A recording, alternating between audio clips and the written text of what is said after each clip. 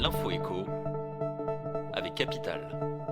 Le chiffre du jour, 600 €, c'est grosso modo la somme mensuelle que des députés entendent demander aux prisonniers français pour financer leur détention. Pour faire face à la surpopulation carcérale, la France a besoin de construire de nouveaux établissements pénitentiaires, mais ces constructions ont un coût. Des députés Rassemblement National, Debout la France et UDI ont donc déposé un projet de loi devant l'Assemblée nationale. Ils avancent qu'un prisonnier coûte en moyenne 100 € par jour à l'État. Ils proposent donc que les détenus mettent la main à la poche à hauteur de 20%, soit une contribution mensuelle de 600 €. L'objectif affiché est multiple, alléger la facture pour les contribuables tout en réinsérant les prisonniers par le travail.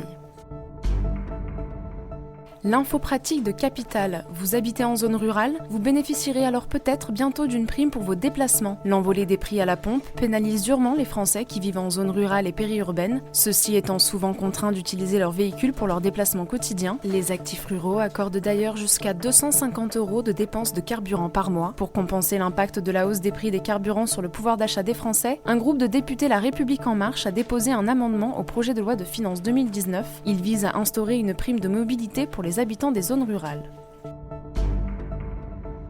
Le coup de gueule sera lui peut-être bientôt poussé par les automobilistes. Tout comme le bonus écologique, la prime à la conversion sera reconduite en 2019. Pour rappel, cette aide s'adresse aux personnes mettant un véhicule polluant au rebut et achetant une voiture respectant certains critères environnementaux, notamment liés à ses émissions de CO2. Mais d'après les informations de Capital, le gouvernement envisage de la rendre plus écologique. Les conditions d'émission liées aux véhicules acquis pourraient être durcies dès les premiers mois de l'année. L'aide concernerait alors mécaniquement moins de véhicules. Dépêchez-vous donc de profiter de la prime.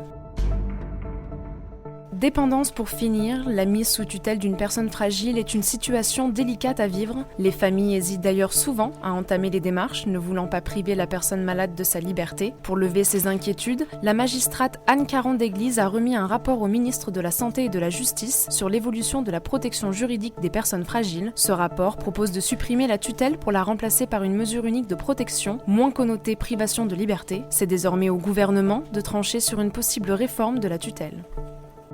C'était l'info écho avec Capital.